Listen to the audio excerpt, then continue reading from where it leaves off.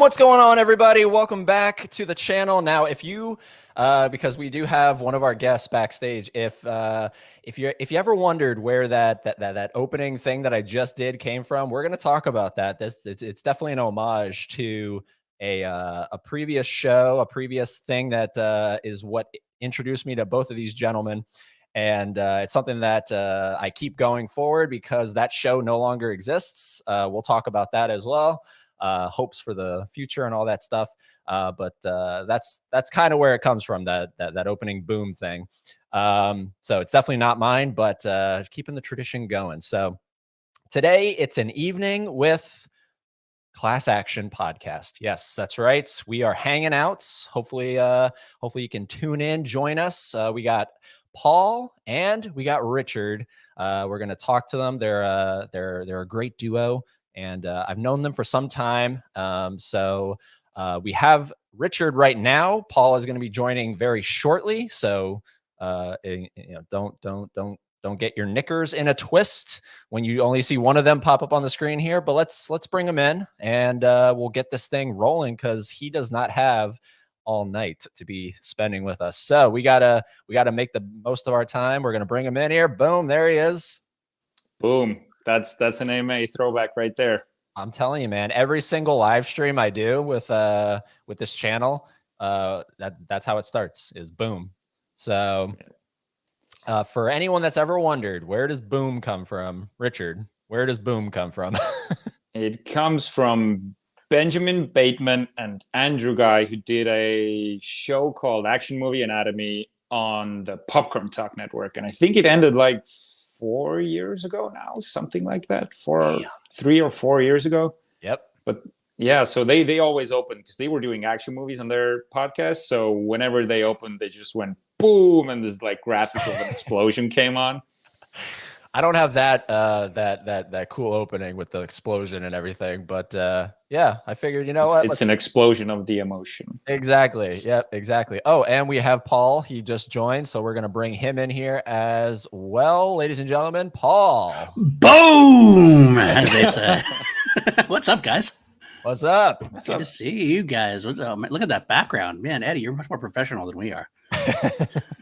And actually, I had to say, it's actually a trio of us who do Class Action now. You said Yes. Me and Paul are a duo, but there is a third Is. leg. Because PLD is the third leg of Team Action, but Maddie is the third leg of Class Action. Yeah. And then we got whatever PJ is. He's like the fill-in, Oh, so he's right. like the pimple on her ass, maybe. I don't know. Don't tell him I said that. You know. No, I love it. So we were talking about like any live stream I do here on the channel, I always start it with boom. And I'm sure people have maybe wondered, like, why is that a thing? And so I figured this is the perfect opportunity to kind of talk about that, where that came from. Right. Absolutely. It's insane. 4 years. It's been 4 years. When was the last episode of Action Movie Anatomy? I gotta say, it's probably been it was before the pandemic, or right around the pandemic, that they stopped because they couldn't go into the studio any further, and that's basically what killed Action Movie Anatomy. I know they have mentioned at times that there were times that they really kind of wanted to go back one last time now that the studios are open to kind of like really close it out, but who knows at this point? It's very sad. I'm looking it up now. I want to see what the last episode of Action Movie Anatomy was. They deserved a big send-off, but They really did. Well, I mean, does might Popcorn not be Talk over. even still do stuff? well, I don't. Yeah, they don't. They haven't really opened their doors. 2 years ago. Yeah. Is their latest? All of them really did, huh? Like Screen Junkies kind of stopped. The Schmodown just finally had its last thing this weekend. The Collider basically is still going, but they lost a bunch of people. They revamped a bunch of people, so it was kind of a cut down of people. So it's sad. It's really kind of sad how that whole era of stuff has really kind of died down, really. Yeah. You're right on the money there with this ending right at the start of the pandemic. The last episode was The Way Back, and it went live on March 11th, 2020. Wait, The Way Back with Kevin Hart? No, The Way Back with Ben Affleck. The Way Back with Ben Affleck. Yeah. Oh. Which one's the Kevin Hart one? Isn't that The Way Back or something? Or wait, hold on. What am I thinking of? I know what you're thinking of. I do think it's different because there's also a different movie called The Way Back with my boy Ed Harris from 2010. There we go. So 7 minutes in, we got the mention of Ed Harris. All right, there we go. Well, you know, I got to get it at some point. I'm on brand, right? I think I'd be disappointed. It'd be like having Eddie on and not talking about James Cameron. I mean, come on. Yeah, exactly. Work. Yeah. Yes. So, this is the reason why I said yes. Yeah, man.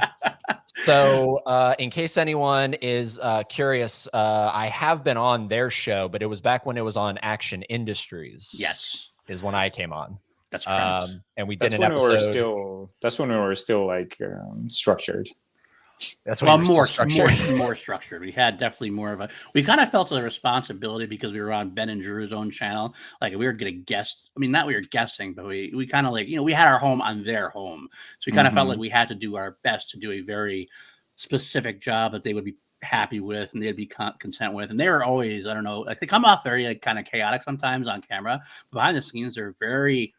We need to hit this beat here, this beat here, this beat here. They make it look easy, generally speaking. But they don't like going too long or whatever. Whereas we tend to kind of just. We don't give a fuck. We don't give a fuck. That's true. Can we curse here? Oh yeah, you're fine. You're fine. Okay. It's funny. When we started the channel, we were like, "No, let's be like a PG, family-friendly kind of thing," and that quickly fell to the wayside. Thanks. God. I briefly considered that when I started PLD Project for like half a second. I went, "There's no way I could do it." But let's see what's going on here. We got Richard Jarvie. Look at that, and it's the same exact photo. That's still when I had hair, and I looked like a baby. And that's why you wear the hat now. Oh, look at that! Look at that. Hey, still looks good. We got Adrian. What's going on, Adrian? Good to see you. And we got Trusty Laren. Laren, hello, Ed, Paul, and Richard. How are all of you? Laren, do you know of Class Action Podcast? Laren is like a big movie guy, so nice. I'm curious if he has found you guys yet. If you Paul, haven't, sorry. Oh, sorry. Go ahead. You go ahead. I was gonna say, if you haven't, the link is down below. It's that little @ thing. You just click the @ and it takes you right over to Paul's page. That's where the podcast is now home. And but all the other stuff is going to be on Action Industries. But I have our episode. I have the Pelham 123 one linked down below as well. Nice. Very nice. So, I think I did. I hope I went live. I just revamped my PLD Projects YouTube channel. I think I put a playlist of the Action Industries class actions on our channel. So at least it's there if you want to look for it as well. got it. So can't believe how many we've done. It's funny that when we were on Action Industries, I think we had like 300 to 500 views per episode. Give or take. Like consistently, which is like because Action Industries is a way bigger channel. But now that we're like on PLD's channel, this has got like 200 followers or subscribers. It's funny. We actually had, the subscriber count about not very big. It's like 275. Because I never really put the time into it that I probably should have to really develop the channel. I kind of more just like go live and and I'm not very good at marketing myself. I'm not going to lie. But it's been growing steadily recently. The funny thing was that you're mentioning is like, we had Class Action. We brought Class Action back. We were getting like 50 views, maybe per episode. Nothing too exciting. And then out of nowhere, we did Predator versus Prey. Yes. And all of a sudden, we have 13,000 views on that episode. Yep. Don't even know how it happened. Can't even really biggest thing we've done. By far, anything on Action Industries we did. That's actually higher than most of the Action Industries episode, just the regular episodes of Action Industries stuff. So I was really put out of there. But the good thing about that, we have never replicated that again. But since then, we have grown up to getting more like 200, 300. Like our last episode was back up to like 425 or so, which I'm actually more happier about that because anybody can have a fluke. Like a big fluke like that. I'm excited to have a 13,000 fluke viewer fluke. But I'm actually very happy now we're getting more consistently, at least in the 300 to 500 range again, which is nice to say. Well, that's just goes to show you because you literally released that the week that Prey came out. That's what it was. So that's striking when the iron is hot. Exactly. And it was a very controversial topic as well. As the Prey, the female lead of Prey got this whole like big, is it a good movie? Is it not a good movie kind of thing? And then, so I think a lot of people were looking into, what's the deal here? Yep. And Prey won. Prey won over win. Predator. You should PLD. You used to do, and you always said what Class Action is all about. So to people who don't know, what is Class Action? Class Action is where we take two items. It could be movies, could be franchises, could be actors, could be characters, could be directors, anything in the entertainment realm. We're actually going to do a TV series soon at some point. That's a little bit of an exclusive, I think. I don't think we mentioned it live anywhere else, but either way, and we put them up against each other. We came up with 5 or 6 custom-made categories, usually similar categories, but that they feel right for the battles of the movies we're doing, and we talk about them, we debate them, and at the end we come out with who's on top, who in the steel cage battle to the death, which one is the victor.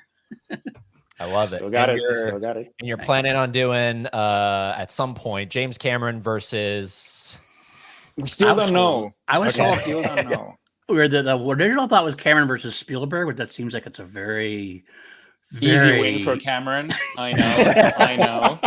I'm glad PJ is there. PJ and Jarvie have a nice, very big, heated discussion about this all the time, and I'm here for it. I just sit back and say, watch it unfold. It's not a discussion or a battle. If one of us is just bad mouthing James Cameron, the greatest movie maker of all time, so I don't know what's up.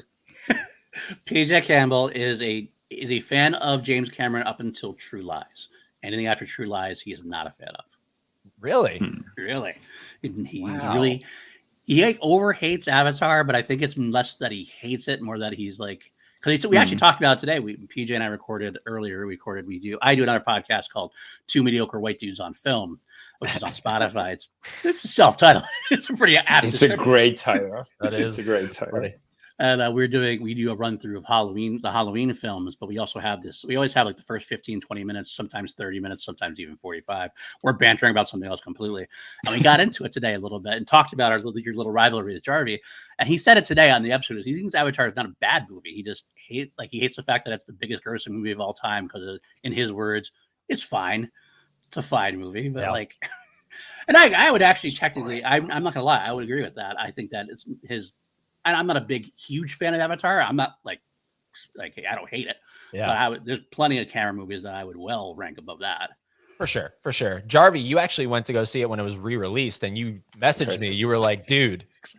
It was like watching it again for the first time. It really was, because I still had like a preconceived idea that it's a 2009 film that's very heavy on CGI and special effects.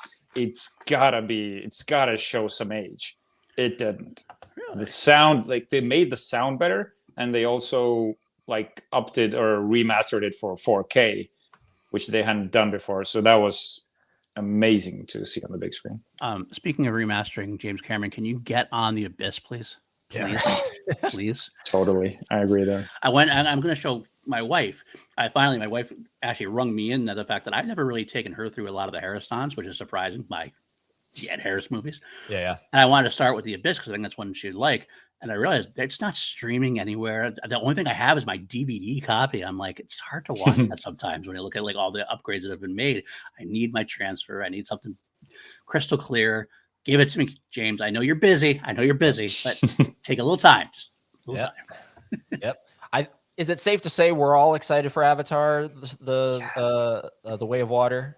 I am the least excited of the three, probably. But okay. I'm kind of revving up a little bit. I'm not gonna lie, I'm revving up a little bit. I think it's a great theater experience. Even if I don't love Avatar, the original, it was still a great theater experience. Absolutely. Yep. So yeah, I'm in. I'm counting days. Jarvie's that way. Yeah. I'm counting days. This is your Halloween ends. That's it is. Well, that's Jarvie's Halloween ends. That's what I'm counting days to Halloween ends at this point. And Jarvie's counting days. That's next week. It is. Yeah. Very much it is. Yeah. I follow this channel, Dave McCrae, who's like all about Halloween. And so he's been doing stuff ever since 2018. Nice. And he's like, this is it. This is like the end of a 5-year journey for us. But more than that, it's more like a 48-year or something like that, you know? And you were talking about how you have been covering the Halloween films. I tuned in for one of them because I saw you were live for Halloween 4. Oh, I did a live thing. What I did for that actually was it's going to be a Patreon show I'm doing. It's a bonus show because PJ and I both love Halloween. And what we're doing is we read this book about the lost sequels, the sequels that were never made. Because between like every Halloween, it seems like they always went back to the drawing board. And there was so many different like weird ideas that were thrown out there. Like I wanted to discuss them all because they're so interesting. There's like some stupid things. Like there's like a sequel that we'll get to at some point where Michael Myers just all of a sudden became this like 12-foot giant. Don't know why, don't understand it, but I'm like, I got to see what the concept was behind this. How did this even get like pitched? I mean, Right. I understand how it was passed by, but it's these tales of these movies are almost as interesting as the movies themselves sometimes. So I kind of wanted to get into that. That's Where in the timeline did that one fall? Like was that Halloween 6? I want to believe that, if I remember correctly, that was in between 5 and 6 is what was going to happen. Okay, so it makes sense. Which 5 and 6? Halloween, There's like 1, 2, 3, 4, 5, and there's like another 1, 2, 3, 4, 5. the original. This is actually the most convoluted timeline in the history of film. So I will. It's the original 5. So, the original 5 and 6. The first during the so-called Cult of Thorn trilogy, as they call it retroactively. Yeah, I don't know.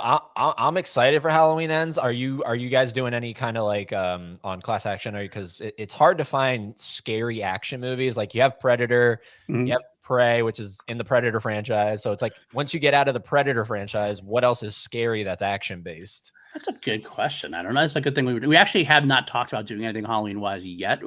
I was going to bring it up tomorrow. Terminator, first Terminator is pretty scary. Terminator is definitely a scary action. I think Terminator could be classified as a horror. Absolutely. Yeah. Have we done Terminator versus Alien?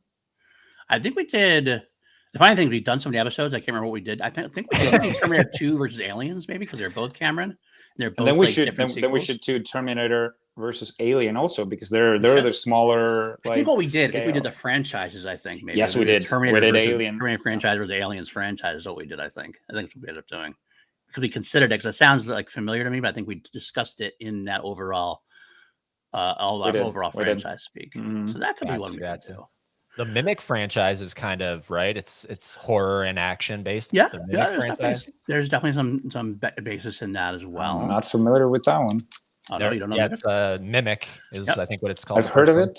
Yep, good stuff. I didn't know it was a franchise. I've heard of them. There's a couple of films, not like a big long franchise or anything like that, but.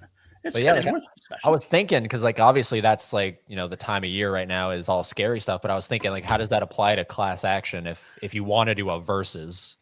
Well, the easier way to do that, honestly, would be more of a straightforward horror, because even though we have action in the title, it's kind of like what Action Movie Anatomy did. Action Movie Anatomy started out as all action. By the end, they started doing this. I mean, The Way Back is not a very action movie. It's a sports movie. You can go there, maybe that way. But not even a sports movie. It's not. It's drama.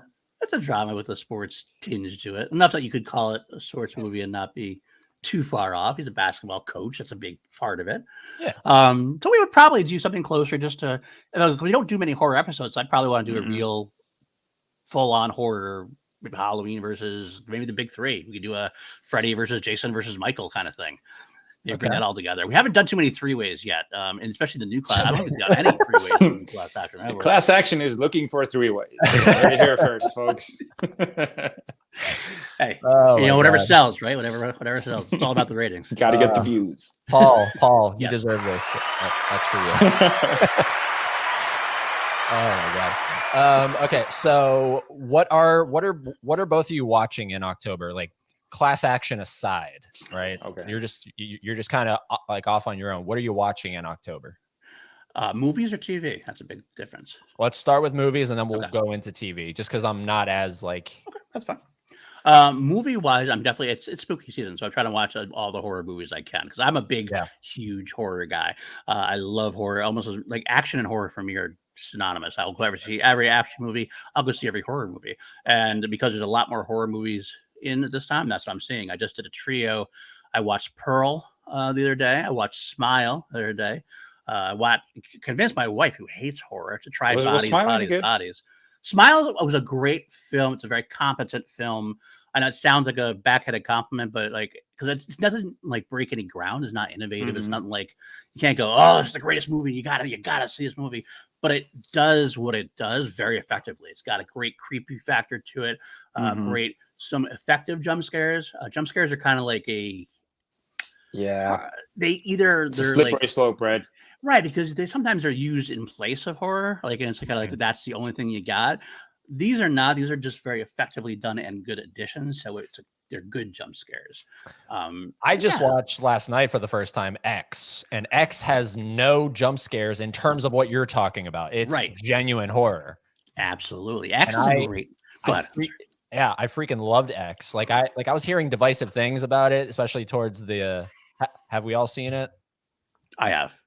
Yeah, I'm hearing about movies that I've like never heard of before. I don't know what X is. It's just called X. And then Paul said that he saw Pearl, which is the prequel. Correct. I don't know about Pearl either. Well, the funny I thing thought you meant Pearl Harbor. I thought you were watching Pearl Harbor. I was like, yes, give me Michael Bay. No, it's actually a great. I forget the guy's name. Ty West. Ty West. That's it. Ty West is the director. He's doing a quick, amazing trilogy, like in a short span of time. He filmed X and filmed Pearl during the same time frame together, and never announced it. And all of a sudden, they just announced after like 3 months, here's Pearl, the prequel from the movie from 3 months ago, and then he announced the third one coming next year called Maxine. 3 X's. 3 X's, that's right. And it's set in the 80s. They did like the time frame. That's what's great about it. Like the X is set in the 70s. It feels dirty. It really feels like a Texas Chainsaw Massacre movie, really. And then Pearl takes place in 1918, like World War I era. It's just bright colors. It's set in that frame. And just a quick preview we had for Maxine was like the VCR tape. It's all like from the 80s sound. It's very kind of a cool atmosphere that he brought to it. Yeah. Have you seen Pearl yet, Eddie? I have not seen it. I plan on seeing it this weekend. So I will say no spoilers to it, but I went in expecting kind of an X redux, kind of like, oh, because they do with a lot of these things. They'll give you a movie, then they'll go back a generation. Somehow it's very similar beats and stuff. No, very different. It's very much a character study of this girl. And I will say one thing, again, not a spoiler at all. If the Academy recognized horror, I could see this getting an Academy Award nomination for Best Performance for her. She was that in it. Especially at the end. Okay. I don't say that lightly because I know that's doesn't have a chance in hell because the Academy hates horror. Yeah, see, I'm just hesitant about Pearl because it's that classic thing where I watched X, and so I know what I know about that character. So now, why do I want to go back and see how she gets to X? You know what I mean? Absolutely, I get that, and I have a little bit of that. I get that that mindset. I kind of go there as well. And I will admit, the first like third of the film, I kind of felt like it was a slow burn. I was kind of like, okay, I'm not sure if I needed this or not. But it does this thing of dragging you in. She drags you in. Her performance really gets you in. By the end, I was like, fuck yeah, absolutely. I like it. Yeah, Jarvie, X is basically just like a Texas Chainsaw Massacre slasher kind of esque thing. But it was just so well done. There was no jump scares. It was just pure. It's basically M. Night Shyamalan's The Visit, but not found footage and creepier. What is the Netflix series that came out like a few months ago about found footage tapes in an apartment building? Are you talking about VHS? Yeah, it was VHS tapes. But that's like the guy goes to VHS. No, that's an older VHS. No, not that one. It just opened like this year on Netflix, and it was also a very creepy TV show. No jump scares whatsoever, but really effective, like tension building and stuff like that. So I do enjoy these kinds of horror movies. I don't know. I don't know if I've heard of it. I don't know. I haven't heard of that one either. Horror. We're doing a movie every single day. So we started off with for October 1st, we started with Killer Clowns from Outer Space. Archive 81. Archive 81. What is it called? Archive 81. Archive 81. It's really good. It's on Netflix. It's on Netflix. It's really good. I'm gonna have to add that to it. Yeah, me too. Killer Clowns from Outer Space. Have we seen Killer Clowns? Oh, absolutely. That's like many times back in the day. I'm not a big horror guy, so I haven't seen any of the pulpier stuff. Okay. All right. Have you seen what else did we watch? It Chapter 1 and 2? Oh yeah. Love those. Big fan of It Chapter 1. It Chapter 2 I like better than most. I know some people have some issues with it, but overall I still think it's a fine film. We did It Chapter 2 versus Dr. Sleep on Class Action. It was actually our very first episode, I think. It was. Yeah. And who won that one? Dr. Sleep. I think it was Dr. Sleep. I can guarantee Dr. Sleep. Dr. Sleep. I love Dr. Sleep. It's like one of my favorite films of the decade. I think Mike Flanagan is a phenomenal horror director. Probably the best we have around. maybe James Wan also potentially. But if I had James to Wan give it to versus anybody, Flanagan. that's actually something I've considered doing because that would be. I actually have it on the dock. Yeah, I haven't. I might have missed that one, but yeah, that's one I'd like to do because that's a scary. Those two are both very effective. They're very different. Although Flanagan's gone more of the series route recently, doing a lot more of the Netflix shows and everything else, but it's still very effective. He gets horror in a way a lot of horror directors don't. I feel he explores the themes behind the horror. That's what it like. That's what a lot of people didn't like about what's it called, Midnight Mass. Midnight Mass. A lot of people were like, "Wow, this was nothing like Haunting of Hill House. Where were the scares? Where was like the really scary stuff?" But I found it so fascinating how he, like the priest, the main character. Yep. That arc was such an interesting character study. Like no horror movie or series has gone that deep into the character. I agree. I would agree. It's definitely one of those best things, and it's one of Flanagan's favorite works of his own. So he's got his other one coming out soon, pretty soon, I think. Mark Hamill's in it, I guess. He has two stuff coming out. He's like Midnight Club, yep, and Fall of House Usher. Yep, they're both going to be. They both should be pretty amazing. If it's anything that we've seen so far from him. Now, Jarvie, why is horror kind of like on the back burner for you? I'm just curious. It actually isn't. Like lately, I'd say a few years ago, I started getting into horror more and more. I couldn't stand jump scares for a while. Yeah. And it's weird. I don't know what happened. Now I want them. I need them. I love horror movies, but it's tough for me to go back to older horror stuff. Like I've only seen the very first Halloween movie, and then I've seen the new one.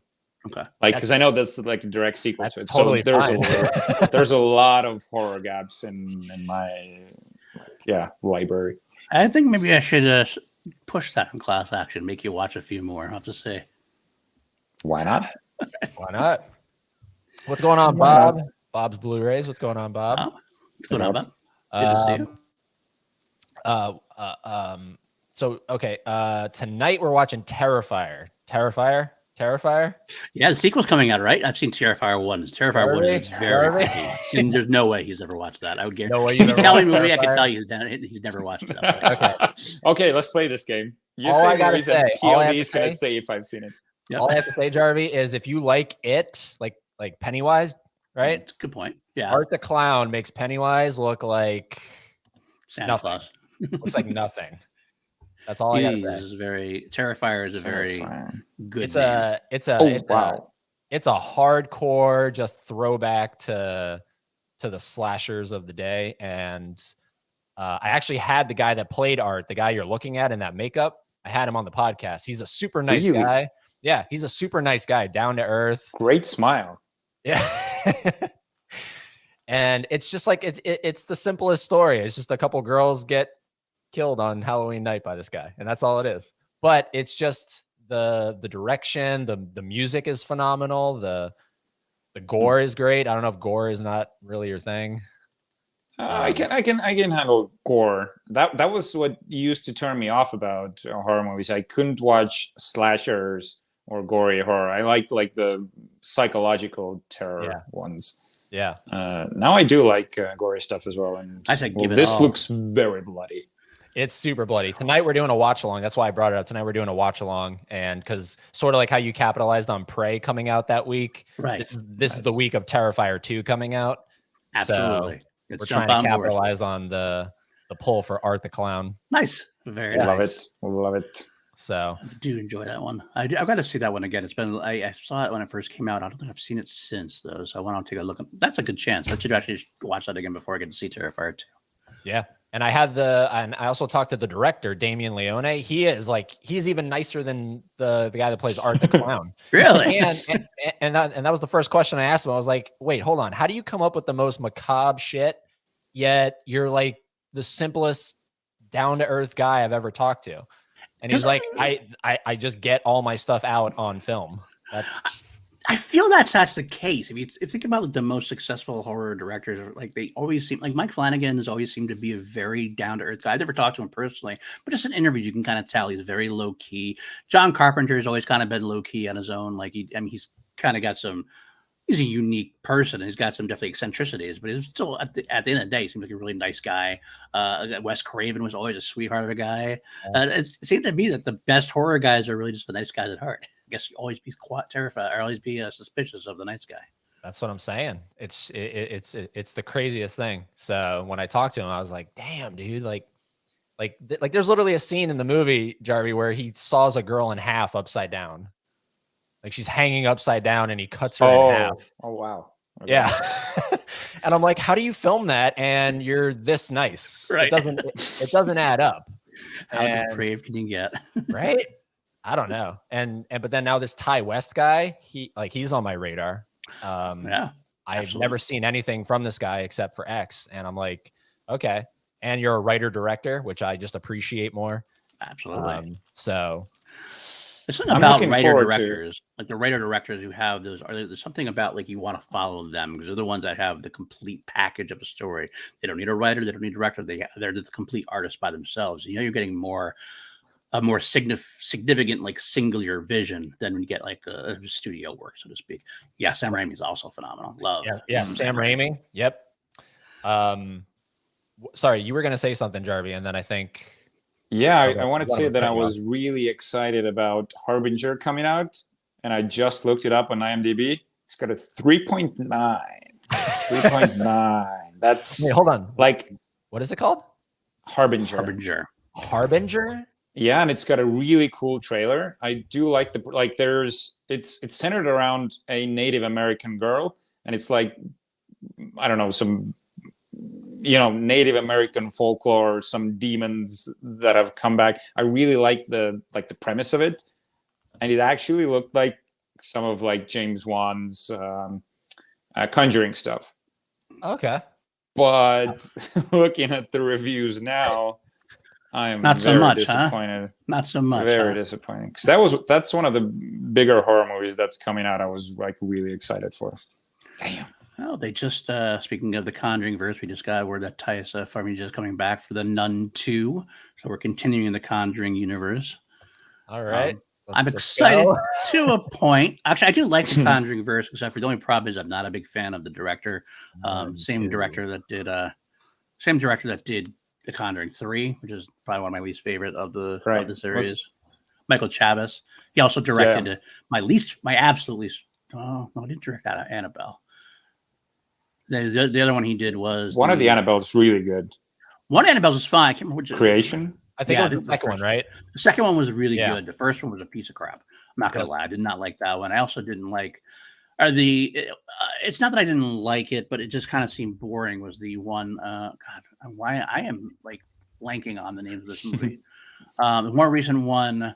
Let me look it up real quick. The Curse of La Llorona. That was it. The Curse of La Llorona. Right. That was also Michael Chavez, and that was again fine, but okay.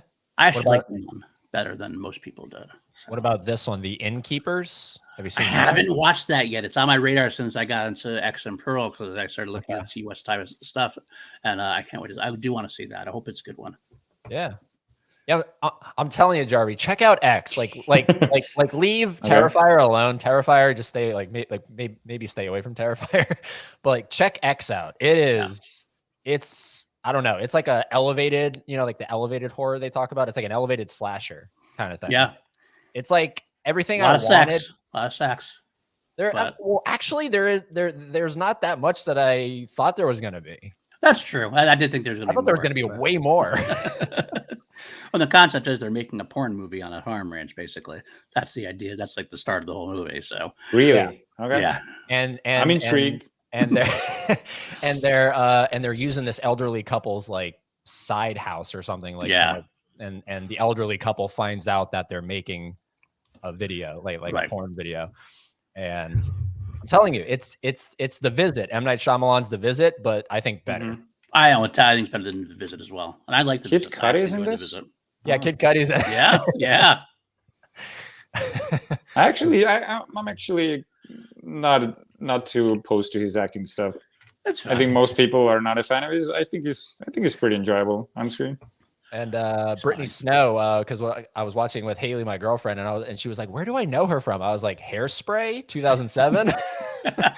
She's like, oh my God, she is in It Hairspray. is. Oh my God. Right. It is a very fine film. I think you would like it. It's an A24 film. It's very good. nice. Yeah. A24. Okay. Yeah. It's on the watch list, which There is you like endless at the moment. I got so much stuff to watch.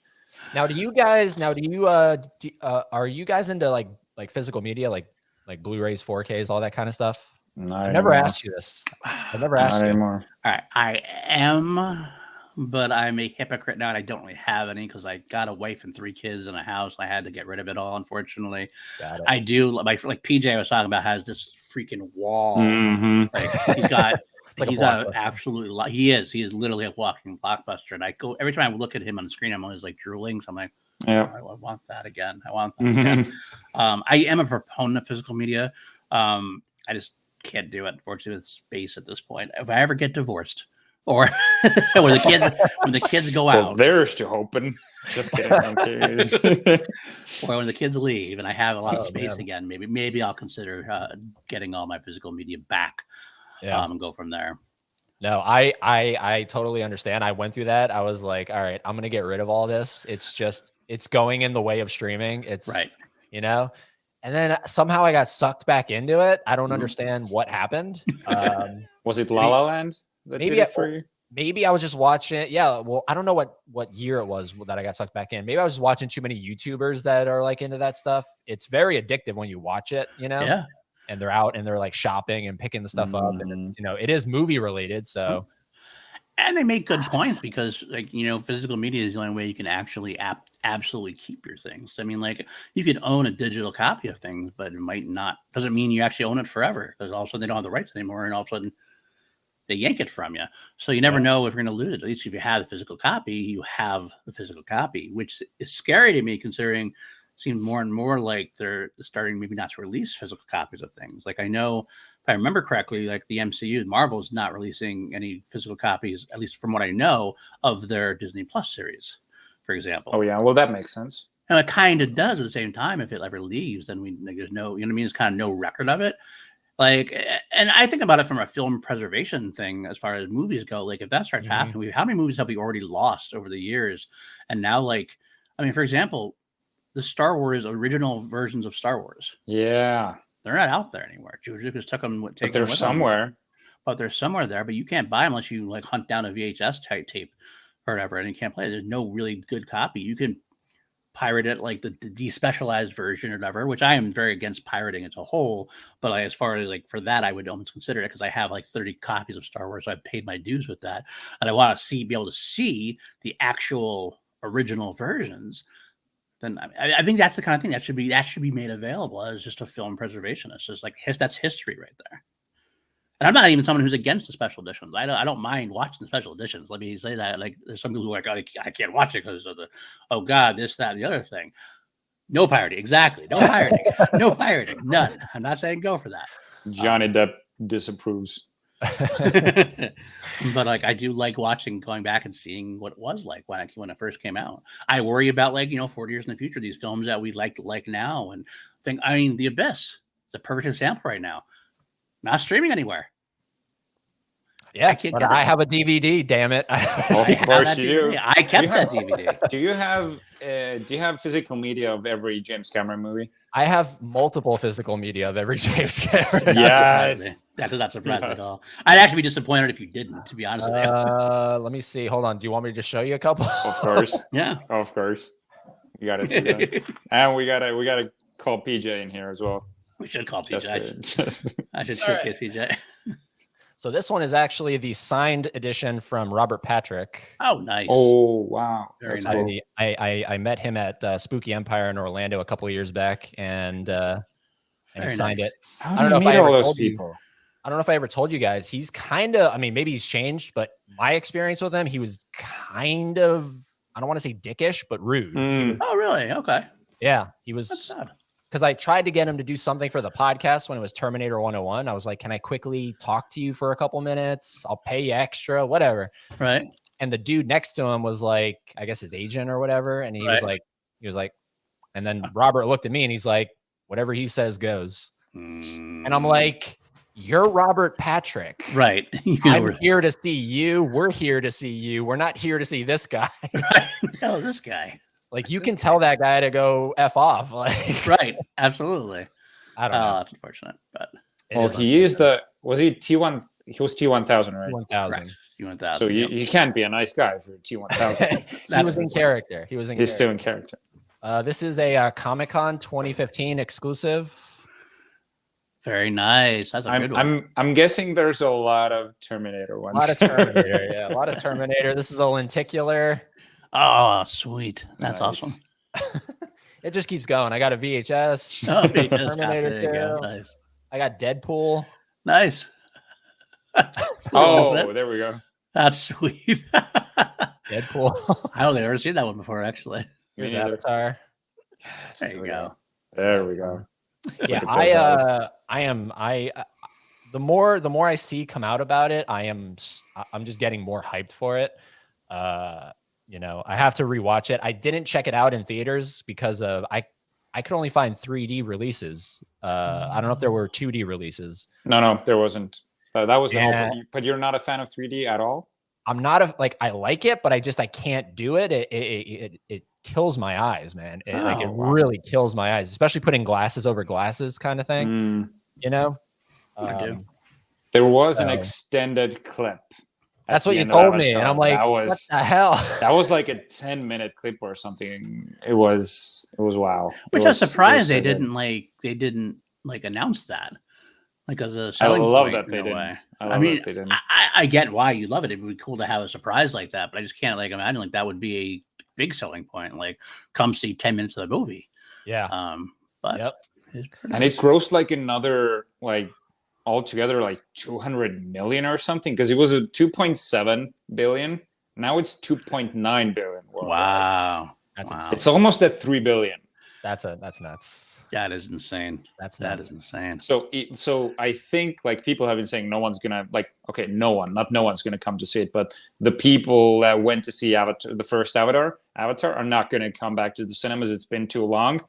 They're going to see the first Avatar that they saw 13 years ago. Yeah, and it grossed 200 million. Yep. Yeah. So when a new one comes out, they're all and plus even gonna come back. It's going to be crazy. Oh, yeah. I can't wait. It's going to get nuts. I think that there's some people. Actually, I will say, PJ, the naysayer of us, PJ, actually has said behind the scenes. I don't think he's ever said it on air, but behind the scenes to me, he's like, "I'm probably wrong. It's probably going to do gangbusters." It is. I think it will. I think it probably will. It's going to do very, very big, because people are wanting to come back to the movies now. They want to come back to the big movies, so that's what I think it's going to be. This is a big movie to come back to. 100%. Yep. Laren, I have the original theatrical Star Wars trilogy on DVD. They released it once. I've never seen the special editions. Wow, that's impressive. You've never seen the special editions. That's impressive. And then Adrian said, I have the Star Wars trilogy original on VHS. I've also got the Making of Star Wars, Classic Creatures, and From Star Wars to Jedi, all VHS. I actually probably still have those VHSs downstairs. I just don't have a VCR anymore. That's the problem. But yeah, those are all great pieces of work. Yep. I'm a big fan of those. The last one, just because I think this is probably one of my favorites. It's a Total Recall. Oh, nice. It's like mixed with Arnold, and it changes. Yep. I see it. Yep. Yeah. Oh, yeah. That's for some reason they package Total Recall and Terminator 2 together. But how you can do that with those different things. That's, like I said, they come up with something. I guess I love Total Recall though, so I can't say that. Nothing bad about that. You know what? I have not seen the original Total Recall. What? You're fired, Jarvie. You're fired. I have seen the Colin Farrell one. Oh, okay. But you know what? I mean, I haven't seen that remake with Colin Farrell. I have. Did you see the other remake that he did, Fright Night? Yes. Yeah, that's great. That actually was a solid remake. The Total Recall remake is not as bad as it was made out to be, but it's pretty not enjoyable. It's not like the Point Break remake, which was just god awful. But that's Bryan Cranston, right? He's the villain in Total Recall. Recall. And so Total Recall versus Point Break. Hey, let's do the remakes. The remakes? No, I don't want to watch the Point Break remake. I want to watch both of them again. I would watch the Total Recall one. I would do maybe the Total Recall versus Total Recall 2012 or something like that. Potentially. That's not a matchup. Even though I haven't seen the movie, I know that's not a matchup. Anything to get you to watch Total Recall. So that's what I got. Total Recall. God, it's like there's so many stuff. There's so much stuff that keeps like bouncing the other things lower on my watch list. It's crazy. Yeah. That's why I gotta find someone to watch and make you watch stuff. I mean, maybe it's not a matchup, but maybe Terminator 2 versus Total Recall because they're always packaged together. I would say that actually would be because you got the two Arnold movies. I wouldn't mind doing something like that. I've always thought about doing Arnold versus Arnold in different ways for that exact reason. So I don't know. That might be a way to go. Maybe I'll have to think about that. Although Terminator 2, I think, it's considered one of the greatest action movies. Would edge it out, wouldn't it? I think they're so different in their way though. But probably. Yeah. Although I will say Michael Ironside being in Total Recall does swing it back a little that way for me. I love Michael Ironside. Totally. Now that we're talking about Point Break, Laren, he's the biggest Point Break fan. Oh, is he might rival Ben Bateman. Wow, that's impressive. The original Ben. Point Break is great. I definitely love that one. And the only reason I say that is because because I said I hadn't seen it. Like this was a few months ago. I hadn't seen the original Point Break. Laren sent me a copy of Point Break through the mail. Wow. Well done. So he's a huge fan of Point Break. Well done. So is T2 your favorite movie of all time? Me? Eddie? Yeah. No, it was the Terminator for a while, the first one. It's currently being held by, this is totally off kilter, Spike Jonze's Her from 2013. Oh my God, yes. Okay. Yes. Yeah. And I don't see that being replaced anytime soon. I still love Terminator, T2, all that stuff. Just Her hit me on a level when I watched it the last time. I was like, this has to be this cannot not be my favorite movie now. I gotta make a quick confession for the split millisecond when you said that. For some reason I heard Spike Lee's Her, and I went, "Wait, what? Is that like she's got a hurt? She's got a no, I can't. Oh, gotcha, Spike. Yes. Joaquin. That is a phenomenal movie. I did love that one quite a bit. Yeah, one of my favorite of the decade. I think it'd be in my top 5 of the decade. And since we're just talking about it for anyone watching live or after the fact, Jarvie, your favorite movie? Paul, your favorite movie? Oh, all time. I will say it. It's gonna be cliched, but I'm the Empire Strikes Back all over again. I'm a Star Wars guy through. Well, that's what your header on Letterboxd is. Yes, that's what it is. It's always been my favorite. Yeah. I'm a big Star Wars guy, but if I'm gonna go outside of Star Wars.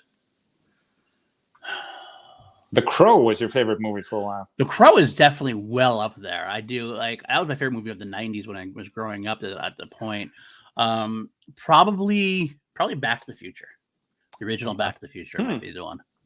Very good. Jarvie, you. It's changed. It was, and I know that's a very boring answer, but it's not anymore. The Shawshank Redemption, which was it was my comfort movie. I watched it when I was sick at home, whenever. But I think it's reverted back to Gladiator now. That's fair. Gladiator. All right. Yep. Something you and Andrew have in common. Swords and sandals. Andrew Guy. Yep. That's true. That's right. Glad you're talking about Guy and Bateman there. Gladiator and Point Break going on back and forth. Yeah. Two of them. Yeah. I mean, obviously I keep track of because I have both of them on Facebook, but I haven't talked to Ben in, I don't know when the last time I talked to Ben was. It might have been when he came on the podcast last. I tried to see him when he came to Orlando, but but because it got canceled or whatever, because he had some issues going on with a surgery. Yeah, his back thing. And then I moved to freaking Georgia. So his last music tour didn't come out and make it out to Georgia, did it? Maybe it did, but I saw he was coming to Orlando. I was like, perfect. This is the perfect opportunity to finally meet the guy in person. Right. And that went right out the window. So Adrian James, you really do have to see Dune. Dune is one of the movies that made my all-time top 50 list from a few years ago. That doesn't happen a lot when a recent movie breaks into that list. So, I will second that. It was phenomenal. I'll second that because Denis Villeneuve is probably my current favorite living director, as far as that goes. Current living working director, right? Like the one that's. I I don't know. I mean, he's in my top of all time, honestly, already. He's only had a Mhm. few films, which is why I can't hesitate to say like he's really signified Mhm. up there. He's only had a handful of films, really, but I've never not loved a film he's done. Really, You've never pitted Enemy against anything, have you? I have 'Cause not yet. No. Enemy is, Okay. I think, his best. I love It's Enemy. the only movie that I'm really not into. I Just couldn't- Really? Enemy? I didn't get I it. loved It was Enemy. what the fuck was that spider in the sea? What the what? We had that discussion once. I remember we had that discussion. What? Like that. Why is a spider there? I did love that, but I could put Enemy up against. I don't know what I would put up against though. Maybe Prisoners is the most. Try close. They're two different. Prisoners? They're two different. Prisoners is a good movie. I I'm love sorry, I couldn't stand Enemy. I think you should give Enemy another shot. I really do. I think he has to be in the right frame of mind. Now you know what you're knowing. I think maybe. But I will throw it out there. I mean, Blade Runner 2049 was probably my favorite movie of the decade. One of the best sci-fi movies ever made. Was I only would say could have that. been only made better if one thing had happened. And I've mentioned this on Class Action before. I mentioned it yesterday. Every time I go somewhere and talk about Blade Runner 2049, I am not a Jared Leto fan. So I could have done without Jared Leto. And what made it worse is that, first of all, the part was written for David Bowie. That was what it was originally written for. But David Bowie couldn't do it because he was sick, obviously. The next person in line who was going to do it was my boy, Ed Harris. So getting Ed Harris into my favorite movie of the decade would have been an even perfect movie. Oh, even wow. More perfect. But despite Jared Leto in it, it's still my favorite movie of the decade. I think Jared Leto does a really good job in that movie. Like I'm not going to say I'm a Jared Leto fan. I'm not a hater either, but I think he does something very interesting and special in Blade Runner 2049. He plays it completely monotonous, but still makes it seem very cerebral and freaky and sort of droid-like. I don't know. Yeah, like It's a poor cool guy, performance. because like all the people I watch are just like pooping on Jared Leto, and I'm like, this guy started out like, I remember when he was doing Dallas Buyers Club, and he, like, we were like all Yeah. losing our mind over Yep. Jared Right. Leto. Right? And now all of a sudden, you know, he does Joker, he does Morbius, he's doing all these like misses, and people are writing him off now. Yeah. I'm Yeah, it's very like- true. And I'm like, don't write him off. It's just he's in a funk, I think. I don't know. For some reason, I never enjoy him very much. I will say I didn't hate him in Blade Runner 2049. It's not that I hated him. He just, I just don't like it. I just don't like what he does for the most part. His earlier part of his career, he was definitely better, but I feel like, I don't know if it's his personality and his off-screen stuff that kind of bleeds over for me sometimes when I'm watching it. Sometimes I'm like almost predetermined to not like him, which I hate, but I don't know. Maybe Matty Gunner's rubbing off of me because Matty Gunner hates Jared Leto. He with can't stand passion. Jared Leto. passionate hatred of him. That's a good question. Throwing this one to Jarvie first. Okay. I think I'm gonna need a minute. Okay. I have one actually. I know right off the bat I can say for me it was Halloween 3: Season of the Witch. I remember I saw that when I was young, and I was like, "Where the fuck is Michael Myers?" I probably didn't say that. No, I was old enough to say that. Where the fuck is Michael Myers? This is like you're selling me a Michael Myers movie, and you're not giving me Michael Myers. How could it be a Halloween movie without Michael Myers?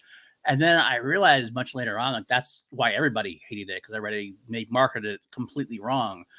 John Carpenter always wanted to do an anthology series, so this was his chance. Like, let's do a different Halloween scary story under the moniker of Halloween. And so I went back like many years later and go, okay, well, I'll watch it again. And with that in mind, it's a great like B horror film of its time. I mean, it's like nothing groundbreaking, but there's a lot of fun to be had in that one. It's a great lead performance. It's pretty solid directing. Yeah, the effects are cheesy as hell. It's early 80s stuff. It's not exactly the biggest budgeted stuff. You're not going to get anything with that. But yeah, at the end, I actually that's higher than a lot of the Halloween sequels are out there for me now. There's only one movie that I truly hate, and I haven't started liking it. But I don't have a better answer for one right now. It's Antichrist from Lars von Trier. Oh, I never actually never seen it. I can't stand any of his movies, but Antichrist is a movie that I hate with a passion. That is the most revolting, pretentious. Ugh, no, thanks. So I didn't answer Adrian's Yeah, you question. But there's semi-answered. Semi-answer. Just one with the hated. Yeah. Because you hated it first. You just haven't liked the second time. And maybe you'll warm up to it. Yeah, there you go. I will never give it another chance. I know I have other movies I could mention. There's nothing coming to mind off the top of my head, though. I know for a fact the Ryan Reynolds movie Buried. Ooh, that's a good When I first watched it, I thought it was incredible until the moment happened. I don't know if both of you have seen it. Yes, I have. But when the snake comes into the coffin, Right. and then causes the havoc, and then it leaves out a giant hole in the side of the coffin, and stuff like that kills a movie for me, because I'm like thinking to myself, how is the sand not pouring in through that giant hole that the snake just crawled out of? Right. So it killed the movie for me for a long time. Right. And then I watched it again, and I was like, you know what, Eddie? Get your head out of your ass and just enjoy the movie. I tell myself that a lot. I'll be honest with you. There's an incredible moment in Buried, like a movie that's meant to be a thriller, almost on the horror side of it, because it's like so much tension there. But there is a moment when he calls his ex-wife. Oh, that is just a phenomenally funny moment. Do you know what I'm talking about? Well, okay, funny, yes. There's a lot of funny in there where he's like trying to talk to I forget who he calls, but he's getting angry at her. And he's like, "You stupid," and he hangs up. He goes off on her just like a complete, but then like dials it down. Like, I really need your help. You're an important person to me, something like that. And then she does what he asks, and it just goes, "Go fuck yourself." Just puts the phone away again. Yeah. He gets a phone number that he needs, and then he's like, "All right, thank you, and by the way, fuck yourself." Love it. Yep. I'm a bad person, I know. but then there's emotion in that movie when he calls his mom, who has like dementia or something, and she doesn't remember him. I don't remember that part. Do you remember that? Yeah, no, I know. You don't remember the dementia part? It's funny. He's reading the dementia part. How old are you, Jarvie? Where are you going? Yeah, he calls his mom. I can't remember. He's because he wants to say goodbye to her, and she doesn't know that she has a son, and it's just like, God, why is this movie doing this to me right now? But I actually have another answer. Jarvie, actually, I can answer for you. Okay. We didn't hate the movie on the first watch, but we weren't loving it until we watched it a couple of times, and that's from Action Movie Anatomy specifically. It was The Other Guys. Oh, that's very true. Yes. Will Ferrell, Mark Wahlberg. We didn't really get. I didn't really jive with it the first time I watched it. No, Like, that's all right, it's fine. But then, like, I heard Ben and Drew getting all into it. And I kind of was like, well, maybe I should watch this again, because they really loved it. And I watched it again. I found myself laughing, and I found myself loving it each time I watch it more and more. I found myself loving it more and more. Oh, it's great. That's the beauty of what they did and still do, in a sense, is they just make you love a movie or just want to watch it immediately after they discuss it. I think that's one of the best things ever, because when I really recommend a movie to someone and they actually come back to me later, like, I watched it because of you, that's like the biggest compliment I could possibly get. So I made someone want to watch a movie, and that's what Ben and Drew did, I feel like. It's something when two people that you like, or they're charismatic, so you enjoy them, when they hype up something, you almost want to be involved with that hype, and you're kind of like, I love what they do, and I'm like, I love their takes usually, so maybe I missed something, and it usually does turn. I'm like, okay, I laugh what they're doing. That's good. I like what they're doing. Yes, Laren, definitely rewatch. You and Jarvie can do a watch.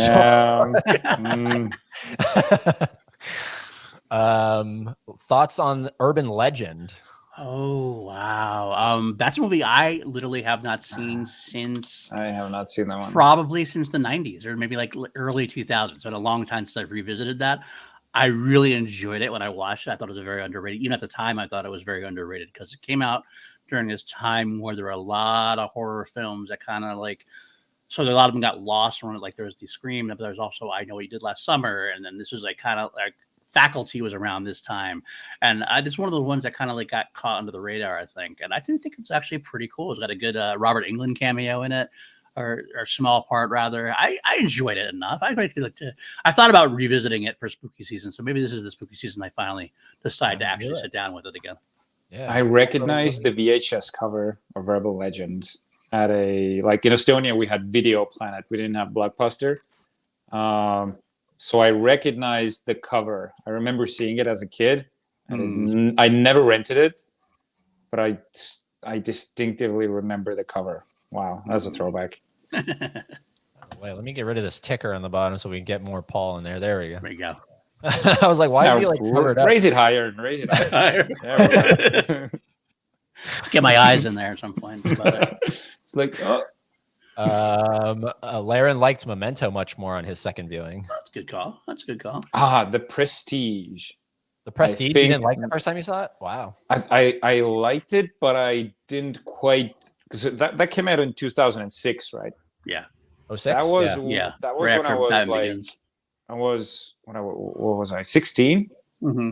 So I kind of got it, but I kind of didn't either. Okay. I remember watching it like 5 years later, and I was like, wow, this is actually blowing my mind. Yeah. Yep. How about I know this is gonna blow some people's minds. I think Jarvie gets it though. Batman and Robin. Absolutely hated it, and Now you'll love to hate it? Still, it still is. Now it's an I love to hate it kind of movie. I could watch it and laugh my ass off at it and enjoy it. Still a bad movie. Still a horrible movie. Make some ice. I kick some ice. Kick some ice. I think the first time I watched it, I wanted it to be really good. I was like, this is fucking awful. But now I go back to it, like, I have a few drinks, I can laugh at it. So I can enjoy it a lot better. How sad is it if you wanted to do a on Class Action, if you wanted to do Arnold's villainous roles versus each other, you could really only do Terminator versus Mr. Freeze. That's a very sad taste. How sad is that? It is very sad. Hasn't he played a villain? He almost always played heroic characters. Pretty much. I mean, I guess you could kind of say, because I remember dropping this in another live stream I was a part of. I think you could argue the fact that maybe Gunther in Killing Gunther. I don't know if you guys have seen Killing Gunther. I have, yes. They're all I haven't, but I know of the movie. But everyone's trying to kill Gunther. I understand he's the good guy that everyone's trying to kill, but maybe you could twist it in such a way. Why is everyone trying to kill him? Right. That's maybe as close as that's maybe as close as he's gotten since Mr. Freeze, I think. Yeah, that might be actually very true. Absolutely. Anything else? Yeah. Yeah. Maggie, no. Yeah, nothing. He's all been pretty much the good guy, the hero. Yep. It's I think someone said it was like that's all he wanted to do at one point in his career. He just wanted to he didn't want to do villainous roles. Right. Kind of like Jackie Chan, the way Jackie Chan also refused to do villainous roles for forever, I think, actually. He always wants to. No, I don't think he's ever played a villain. Yeah. He's like you love, but everybody hates. Ooh, who's I love, everybody hates.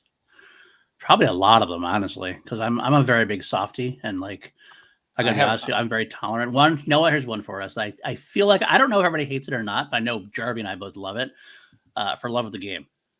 Oh wow, that's an old timer. I love that movie. I'm a good sports guy, like Kevin Costner baseball film. I think that's one of the best, but I've never heard anybody else talk about it except for Ben. When I brought up to Ben, Bateman loved it. I was actually surprised he loved it because everyone else I've ever talked to, it's sappy, it's cheesy, it's whatever.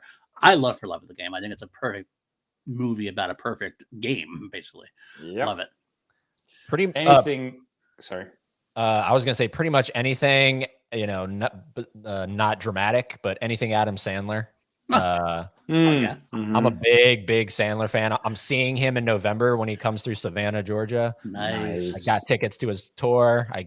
He has to be knocked off my bucket list. I'm a little nervous though because I saw Bob Saget 2 days before he died. Oh, and, you don't know he died. And then I saw Gilbert Godfrey. Don't go, Eddie. Then a month or two later, Gilbert Godfrey died. You might want to X that out. You might want to go to Seattle this point. Am I indirectly killing comedians? Bit by bit. Where were you when George Carlin died? That's what I want to know. Wait, hold on. Was I even alive? When did he die? I don't know. Probably, I think the 2000s. Oh, okay. Yeah. Okay. I want to think 2000s. So, at least in Jersey Girl, at least. 2008 when he died. Okay. So, yeah, pretty much anything Sandler. I just like Jack and Jill. Jack and Jill. I actually not love, but I can sit through Jack and Jill and go, wow, okay, that's funny. And I can at least sit through the Dunkaccino scene. I can sit through. That one I'll go with.